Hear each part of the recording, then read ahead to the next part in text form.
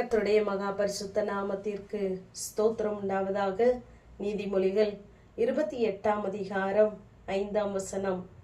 கர்த்தரை தேடுகிறவர்களோ சகலத்தையும் அறிவார்கள் என்று வாசிக்கிறோம்.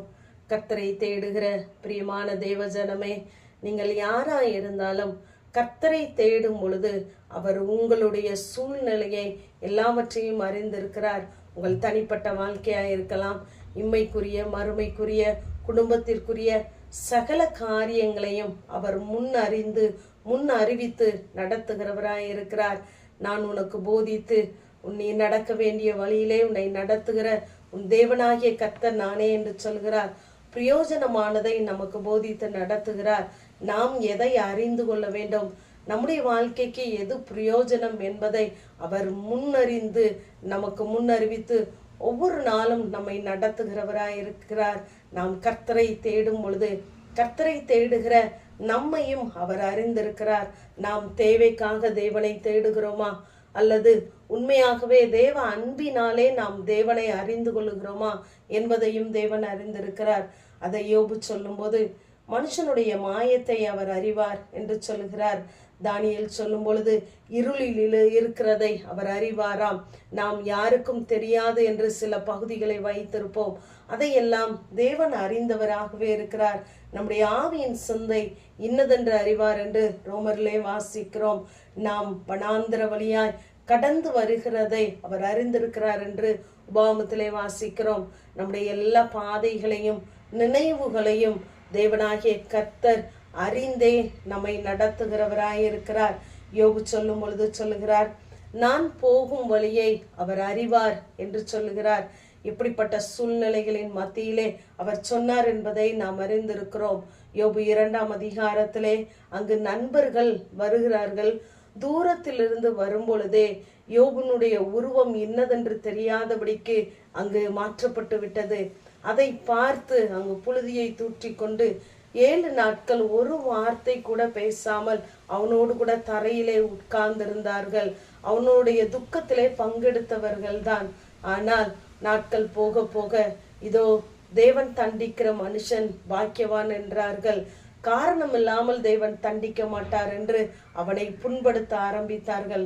அந்த யோபு கர்த்தரை தேடுகிறவன் தான், கர்த்தருக்கு பயப்படுகிறவன் தான். ஆனால் இப்படிப்பட்ட சூழ்நிலைகளின் மத்தியிலும் தேவன் எனக்கு அற்புதம் செய்வார், எனக்கு இரட்டத்தனையான ஆசீர்வாதங்களை தருவார் என்று அவன் இப்படிப்பட்ட வார்த்தைகளை அறிக்கையிடவில்லை. நான் தேடினேன், அவரை காணோம், ஆனாலும் அவர் ஒளித்திருக்கிறார். நான் போகும் பாதையை அவர் அறிந்திருக்கிறார். அவருடைய அடிகளை என் கால்கள் பற்றி பிடித்திருக்கிறது. ஆகவே எனக்கு குறித்ததை அவர் நிறைவேற்றுவார்.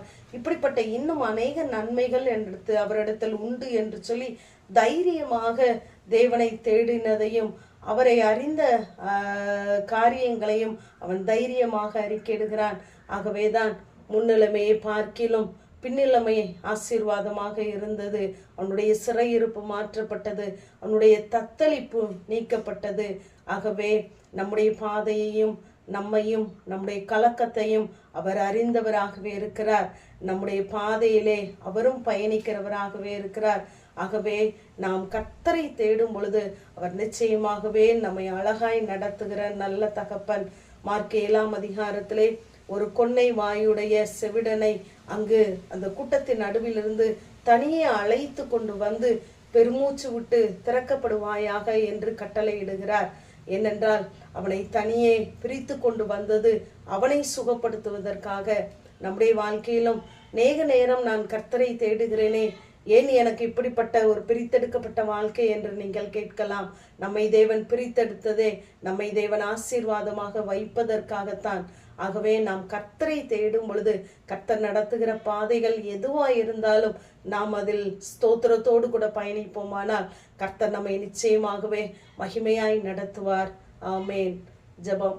பிதாவாகிய தேவனே, குமாரனாகிய இயேசு கிறிஸ்துவின் நாமத்தின் மூலமாய் சன்னிதானத்திலே வருகிறேன்.